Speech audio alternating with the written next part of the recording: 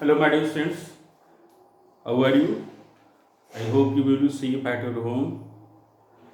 Now we will talk about our topic. Today's topic is salt bridge. But I would like to inform you that is the third lecture of electrochemistry.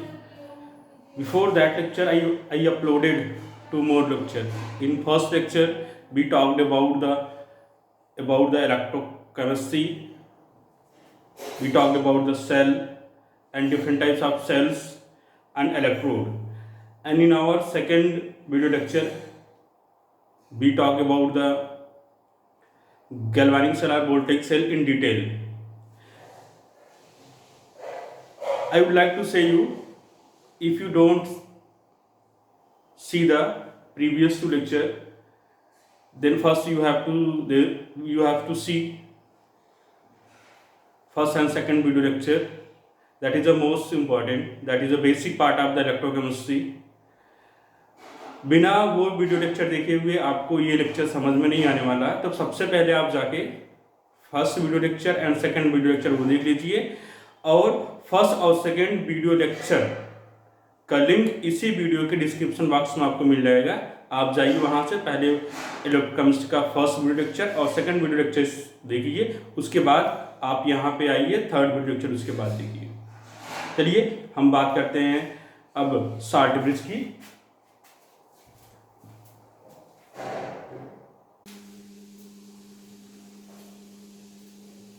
बेटा तो अभी हम बात करने वाले हैं salt bridge के बारे में।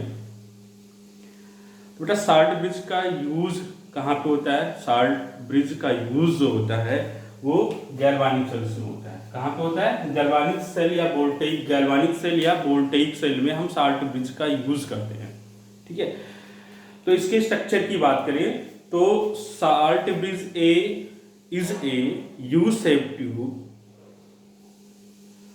Which facilitate the flow of electron. पहली बात हो गई, साल्ट ब्रिज जो होता है वो यू शेप, साल्ट ब्रिज जो होता है वो यू शेप फिगर में आप देख रहे हैं तो साल्ट ब्रिज जो होता है वो यू शेप्ड होता है। ठीक है, और ये काम क्या करता है? It complete the circuit by facilitating the flow of electron. तो जो साल्ट ब्रिज होता है ये यू शेप होता है, और इसका फंक्शन क्या होता है, मेन काम क्या होता है? It facilitate the flow of the electron. क्यों? क्योंकि उसको सर्किट कंप्लीट करनी होती है, first thing. Second thing, salt bridge के अंदर कौन कौन सा मटेरियल यूज होता है? तो साल्ट ब्रिज के अंदर कुछ बेसिक इलेक्ट्रोलाइट्स यूज होते हैं, जैसे KCl potassium chloride, KNO3 potassium nitrate, और NH4Cl अमोनियम क्लोराइड। ये इलेक्ट्रोलाइट्स को जो एक सेमी सॉलिड पेस्ट होता है, वो पेस्ट सेमी सॉलिड कौन सा पेस्ट होता है किसका? जेलेटिन या अगर अगर का। इस पेस्ट के अंदर फिल करते हैं और उसके बाद इसको हम यू शेप की जो ये ट्यूब है इसके अंदर भर देते हैं।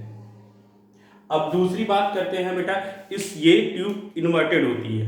देखिए आप अगर इस गैल्वानिक सेल में देखिए तो ये जो साल्ट ब्रिज है ये इन्वर्टेड शेप में लगी है। इसके अंदर कुछ भी अगर हम फिल करते हैं तो वो ग्रेविटी की वजह से फ्लो करके इस इलेक्ट्रोड के सॉल्यूशन में आ सकती है। ठीक है, तो ये अगर जो इसके अंदर पेस्ट भरा हुआ है, साल्ट ब्रिज के अंदर जो पेस्ट भरा हुआ है, अगर ये फ्लो करके इलेक्ट्रोड सॉल्यूशन के अंदर आ जाएगा तो ये पार्टिसिपेट कर जाएगा, इलेक्ट्रोड के सॉल्यूशन से रिएक्ट कर सकता है। जबकि साल्ट ब्रिज का कोई भी कंपोनेंट, कोई भी मटेरियल इलेक्ट्रोड के किसी भी सॉल्यूशन से कोई भी रिएक्शन नहीं करता है। तो इसको प्रिवेंट करने के लिए हम क्या करेंगे? जो ये salt bridge U shape salt bridge है, इसके एंड पे हम ग्लास वूल लगा देते हैं। इसके एंड पे हम ग्लास वूल लगा देते हैं। अब ग्लास वूल लगाने का क्या मतलब है? ये क्या करता है, इसके अंदर जो सेमी सॉलिड पेस्ट भरा हुआ है उसके फ्लो को प्रिवेंट करता है, जिसकी वजह से semi solid paste salt bridge का सेमी सॉलिड फेज फ्लो करके इलेक्ट्रोड के सॉल्यूशन में नहीं आ पाता है। हम आगे बात करते हैं कि जो इलेक्ट्रोलाइट भरे जाते हैं, जो इलेक्ट्रोलाइट फिल होते हैं इस साल्ट ब्रिज के अंदर, वो कभी भी इलेक्ट्रोड सॉल्यूशन के साथ रिएक्शन नहीं करते हैं। ना तो वो ऑक्सीडाइज होते हैं, ना तो वो रिड्यूस होते हैं। ठीक है, ion of the electrolyte do not react with the ion of the electrode solution, neither oxidize not reduce. ना तो ये ऑक्सीडाइज होते हैं, ना तो रिड्यूस होते हैं। तो एक ये जनरल इंट्रोडक्शन हो गया साल्ट ब्रिज के बारे में। अब इस साल्ट ब्रिज वोल्टेइक सेल या गैल्वानिक सेल में कैसे इसका हम यूज करते हैं, इसका क्या फंक्शन होता है वहां पे, इसके बारे में हम अभी पढ़ने जा रहे हैं कि फंक्शन, मेन फंक्शन क्या होता है। ये जो हमने अभी आपको यहाँ पे टॉपिक यहाँ पे हमने बताया कि complete the circuit by facilitating the flow of electron, ये इसका मेन फंक्शन है। ये कैसे काम करता है, कैसे वर्क करता है वोल्टेज सेल या गैल्वानिक सेल में, उसको हम अब देखेंगे।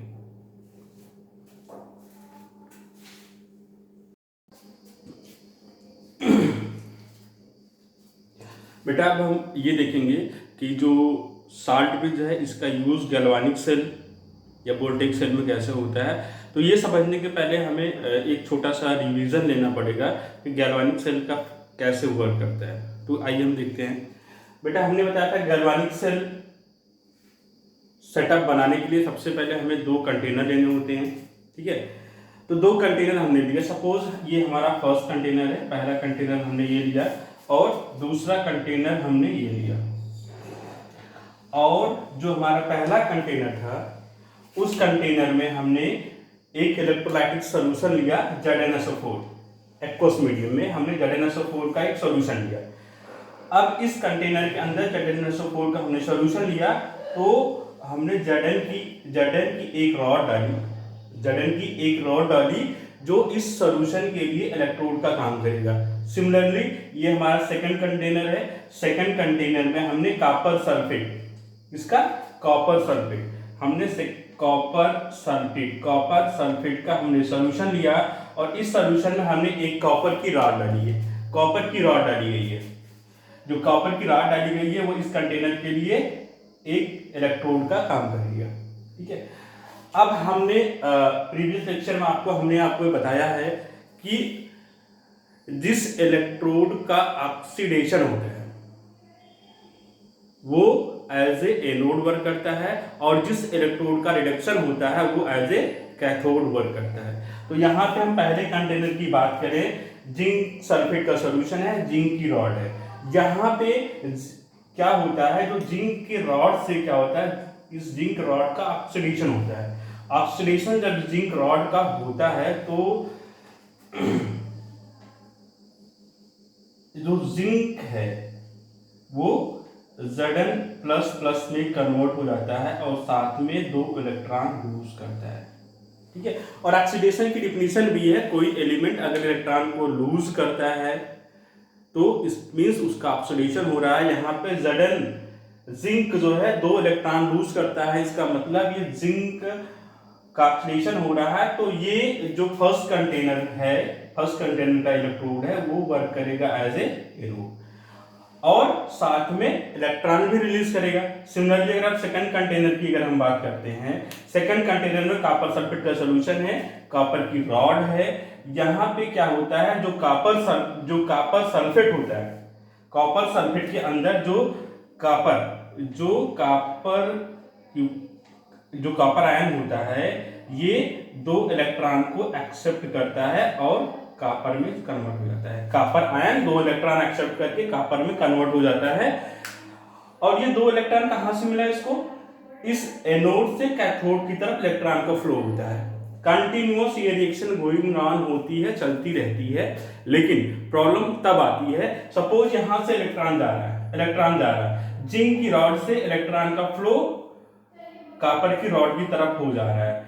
मतलब इट मींस एनोड से इलेक्ट्रॉन का फ्लो कैथोड की तरफ कंटिन्यूअस होता रहता है और यहाँ पे जिंक रॉड से जड़न निकल निकल के सॉल्यूशन में आता रहता है। तो एक पॉइंट बेटा ऐसा आता है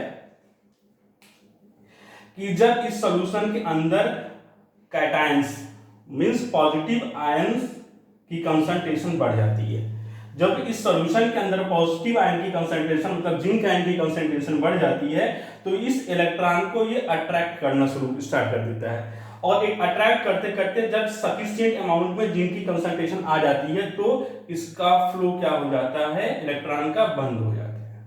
ठीक है, और इलेक्ट्रॉन का फ्लो जब बंद हो जाता है तो उसी टाइम पे ये साल्ट ब्रिज वर्क करता है। साल्ट ब्रिज वर्क करता है, आइए हम समझते हैं साल्ट ब्रिज जो वर्क करता है। इसके बाद तो एनोड पे होता क्या है, हमने आपको बताया था एनोड पे ये रिएक्शन होती है। अब इलेक्ट्रॉन का फ्लो इधर से तभी उधर होगा जब हम पॉजिटिव आयन का कंसंट्रेशन कम कर दें। वो कंसंट्रेशन कम कैसा होगा, सपोज इस साल्ट ब्रिज के अंदर हमने KCl लिया हुआ है, ठीक है, KCl एक्वस में है तो पोटेशियम क्लोराइड अपने आयंस में डिवाइड होता है, हो जाता है, ठीक है, पोटेशियम K+ और Cl-, KCl अपने आयंस में टूट जाता है। और एनोड पे होता क्या है, एनोड पे जो Zn जो पॉजिटिव आयन की कंसंट्रेशन है जिंक, वो दो क्लोराइड के दो एटम से रिएक्ट करके जिंक क्लोराइड बना देता है। ठीक है, इट मींस इस सॉल्यूशन के अंदर जो पॉजिटिव आयन की संख्या बढ़ गई थी उसको साल्ट ब्रिज के Cl आयन ने उसको रिड्यूस कर दिया, कम कर दिया। तो यहाँ पे पॉजिटिव आयन की कंसंट्रेशन कम हो जाती है और वापस इलेक्ट्रॉन का फ्लो स्टार्ट हो जाता है। ठीक है, तो समझ में आई बात। यहाँ पे नेट पॉजिटिव आयन बढ़ जाता है जिंक का, जिससे ये जिंक आयन इस इलेक्ट्रॉन फ्लो को रिस्ट्रिक्ट करता है ड्यू टू अट्रैक्शन। और इसके बाद साल्ट ब्रिज में जो साल्ट ब्रिज का जो क्लोराइड KCl होता है वो K+ और Cl- में टूटता है। Cl- आयन जिंक के Zn++ आयन से रिएक्ट करके ZnCl2 बना लेता है और यहाँ पे न्यूट्रलिटी मेंटेन हो जाती है, वापस इलेक्ट्रॉन का फ्लो स्टार्ट होता है। ठीक है, सिमिलर अगर हम सेकेंड कंटेनर कैथोड की अगर हम बात करें, यहाँ पे होता क्या है, यहाँ से इलेक्ट्रॉन आ रहा है, ठीक है, और कॉपर सल्फेट, ठीक है, यहां से इलेक्ट्रॉन आता है और वो सॉल्यूशन इलेक्ट्रोलाइटिक सॉल्यूशन के अंदर जो Cu++ है उसके साथ लेकिन कॉपर में कन्वर्ट होता चला जाता है, कॉपर में कन्वर्ट होता चला जाता है। और यहां पे होता क्या है,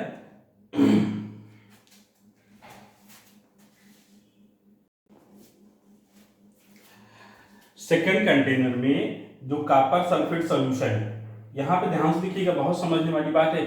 सेकेंड कंटेनर में जो कॉपर सल्फेट है ये इक्वस फॉर्म में रहता है Cu++ प्लस SO4-। जो Cu++ होता है ये तो इलेक्ट्रॉन एक्सेप्ट कर लेता है और न्यूट्रल हो जाता है। ठीक है, लेकिन अब इस कैथोड के इलेक्ट्रोड सॉल्यूशन में यहाँ पे सल्फेट आयन जो होता है इसकी कंसंट्रेशन बढ़ती चली जाती है। इसकी कंसंट्रेशन बढ़ने पे क्या होता है कि इधर से आने वाले इलेक्ट्रॉन को ये रिपेल करता है, मतलब प्रिवेंट करता है, तुम यहां मत आओ, तुम यहां पे मत आओ, रिपेल करता है। उसके बाद होता क्या है, अब यहां पे साल्ट ब्रिज कैसे काम करता है, तो साल्ट ब्रिज में हमने बताया आपको कि पोटेशियम क्लोराइड एक्वस में अपने आयंस में टूटता है, K+ निकलता है और Cl- निकलता है। Cl- कैथोड के एनोड के Cl- एनोड के जिंक आयन से रिएक्ट कर जाता है और यहाँ पे जो बचता है ये पॉजिटिव पार्ट पोटेशियम आयन ये कैथोड के सल्फेट आयन से रिएक्ट करके पोटेशियम सल्फेट बना लेता है और यहाँ पे भी इलेक्ट्रॉन न्यूट्रलिटी मेंटेन हो जाती है। अब ये साल्ट ब्रिज क्या होगा, जितना आयन पॉजिटिव आयन इधर दिया उतना निगेटिव आयन इधर दिया, मतलब ये न्यूट्रल कर दिया दोनों सॉल्यूशन को और फिर वापस से इलेक्ट्रॉन का फ्लो यहां से फिर स्टार्ट हो जाता है, वापस इलेक्ट्रॉन का फ्लो स्टार्ट हो जाता है। ये ओवरऑल जो है पूरा फंक्शन है। एक बार इसको हम समराइज करते हैं जल्दी से। ठीक है, कॉपर सल्फेट सॉल्यूशन के अंदर जिंक की रॉड का ऑक्सीडेशन होता है, जिसकी वजह से सॉल्यूशन के अंदर जिंक आयन की कंसंट्रेशन ज्यादा हो जाती है, और जिंक आयन की कंसंट्रेशन ज्यादा होने से ये एनोड से फ्लो होने वाले इलेक्ट्रॉन को प्रिवेंट करता है। और इस समय शार्ट ब्रिज का फंक्शन आता है। शार्ट ब्रिज का जो Cl माइनस आयन है वो जिंक के आयन से रिएक्ट करता है और जिंक क्लोराइड बना देता है। Similarly in the second candidate that is cathode, cathode के अंदर क्या होता है कि यहां से आने वाले जो एनोड से इलेक्ट्रॉन कैथोड में आ रहा है, उस इलेक्ट्रॉन को से जो कॉपर आयन होता है वो रिएक्ट कर जाता है, लेकिन यहां पर जो सल्फेट आयन रह जाता है वो रिमेनिंग सॉल्यूशन में बना रहता है और आने वाले इलेक्ट्रॉन को प्रिवेंट करता है। और यहां पे शार्ट ब्रिज में जो पोटेशियम आयन होता है वो सल्फेट के नेगेटिव आयन से रिएक्ट करके कॉपर सल्फेट बना लेता है और वापस न्यूट्रलिटी मेंटेन हो जाती है दोनों सॉल्यूशन की, वापस फ्लो ऑफ इलेक्ट्रॉन स्टार्ट हो जाता है। ये ओवरऑल फंक्शन है बेटा, बहुत आसान है। अगर आपको एक बार में समझ में नहीं आता है तो आप दोबारा 2 बार 3 बार रिपीट करके वीडियो आप देख लीजिए, डेफिनेटली आपको समझ में आएगा। ओके, एक बार आप इसका स्क्रीनशॉट जरूर लीजिएगा। अगर कुछ भी चीज़ें समझ में नहीं आती हैं तो आप बिल्कुल कमेंट में लिखिए, सर हमको ये चीज़ नहीं समझ में आई, दोबारा से ट्राई करेंगे आपको समझाने का। लेकिन अगर आप दोबारा से एक बार रिपीट करके ये वीडियो देखोगे तो डेफिनेटली आपको समझ में आ जाएगा। आप ठीक है, और ठीक है, ओके।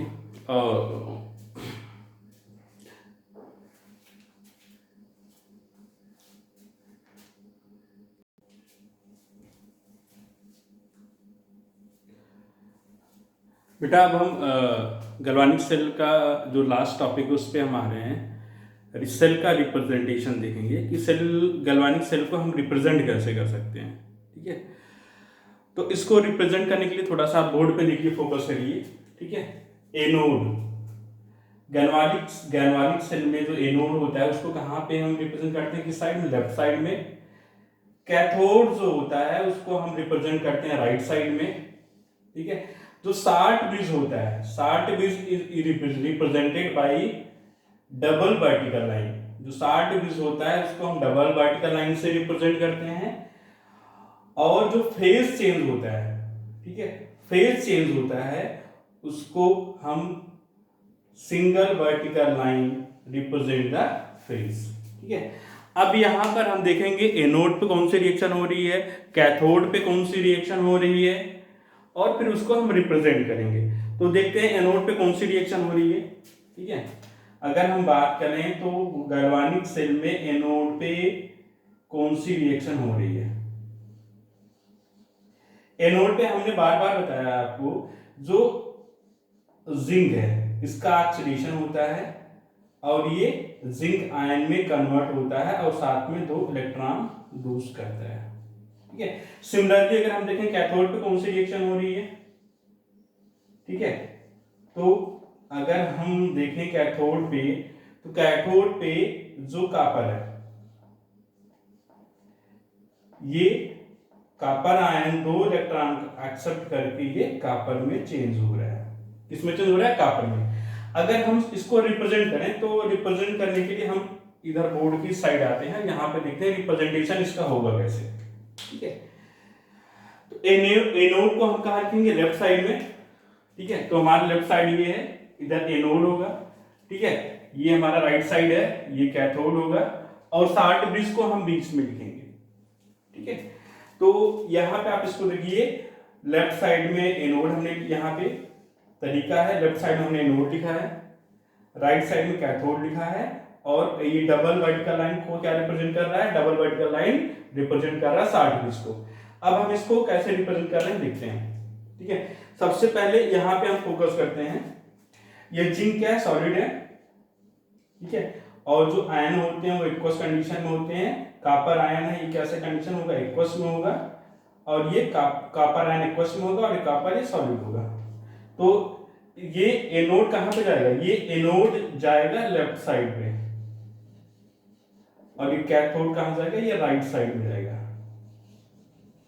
और बीच में क्या आएगा 60 डिग्री, बीच में क्या आएगा 60 डिग्री। लेफ्ट साइड में क्या होगा, लेफ्ट साइड में एनोड होगा, राइट साइड में कैथोड होगा और बीच में आएगा, बीच में 60 डिग्री। तो चलिए रिप्रेजेंट करते हैं। Zn ये सॉलिड है, ठीक है, ये कन्वर्ट हो रहा है Zn प्लस प्लस, ये कौन सा होगा, ये इक्वस होगा। अब यहां पे जिंक का फेज चेंज हो रहा है, जिंक कन्वर्ट हो रहा है जिंक आयन में, तो यहाँ पे फेज चेंज हो रहा है, तो फेज चेंज को हम सिंगल वर्टिकल लाइन से रिप्रेजेंट करते हैं, ठीक है। इसके बाद 60 डिग्री लगा देते हैं हम, 60 डिग्री हमने लगा दिया, 60 डिग्री डबल वर्टिकल लाइन में 60 डिग्री आ गया। फिर हम कैथोड को यहाँ पे रिप्रेजेंट कर रहे हैं, कैथोड में क्या हुआ, Cu प्लस प्लस, ये चेंज हो रहा है कॉपर में, और यहाँ पे फेज चेंज हो रहा है, तो सिंगल वर्टिकल लाइन। तो ये टोटल ये जो हमने आपको बताया यहाँ पे, ये गैल्वानिक सेल का रिप्रेजेंटेशन का तरीका है, ठीक है। अगर कहीं पे आपको ऐसा लिखा हुआ मिल जाए तो आप बिल्कुल समझ लीजिए कि लेफ्ट साइड में ये एनोड है, ये कैथोड है, ठीक है। अब पहले तो इसको रिप्रेजेंट करने के बाद इससे हम देखते हैं हमें इंफॉर्मेशन क्या क्या मिल रही है, जिसको हमें न्यूमेरिकल में हमें यूज करना है, ठीक है। तो ये वाला पोर्शन जो हमारा है, ये हो गया एनोड का पोर्शन, क्योंकि एनोड किस साइड में होता है, लेफ्ट साइड में, और ये पोर्शन जो हमारा हो गया, ये कैथोड का पोर्शन हो गया, ठीक है। और ये जो है ये हो गया 60 डिग्री,